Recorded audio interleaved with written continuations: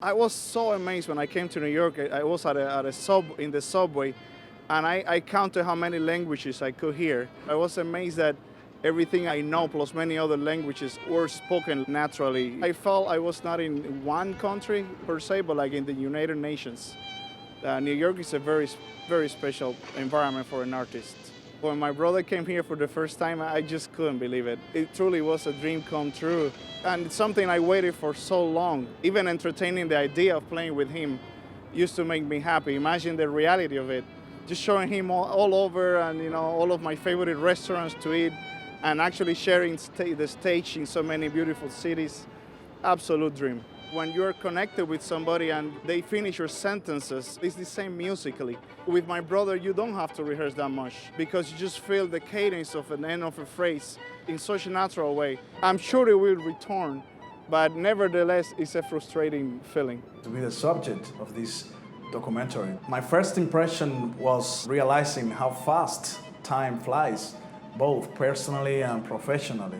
Ilmar and I had played before in Cuba, but never professionally. It also was the very first time I played with the Harlem Quartet. My brother Ilmar was a co-founder and is a very important project in his career. One of the most moving times when we were filming was the two of them played at the 4th of July Pops concert at the Chautauqua Institution.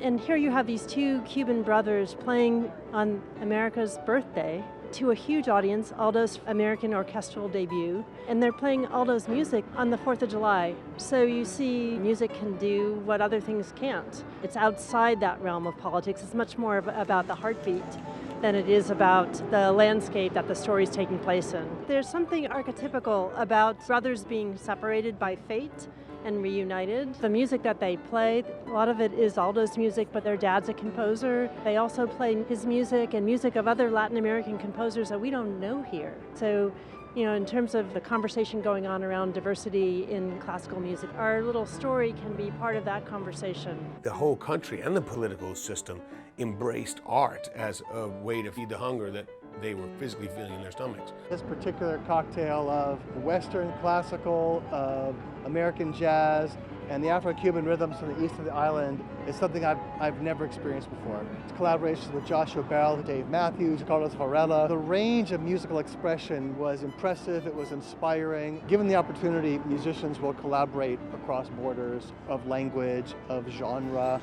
of culture, certainly of skin tone. There's such a great tradition of music in Cuba. Aldo here is one of the great examples of that. And I don't think so much about the borders, either Cuba or here. And when we play music, I can learn a lot, getting a sense of his style, of course. You don't have to be from the same worlds to make music together. I have to confess that I was really nervous. I say, oh my God, I'm gonna play with Jocha. I'm so happy and so honored to have this experience and share all these ideas, the music, the talking together. I always enjoy watching Joshua play, and the idea that he's playing with somebody so close to me is just fabulous. I'm such a big fan, especially how he catch up on this really hard Cuban rhythm, off beats all the time, and how he was willing to just absorb a different musical language, and he did it fabulously. Music is the only language that needs no translator. Musicians from all over the world can follow a score or improvise together. It doesn't matter religion, ideology, age, or sex. And this is something fantastic. This is great. Music transcends all sorts of geopolitical borders, and how the audience received our story and our music with such open arms. It's just a story that had to be told.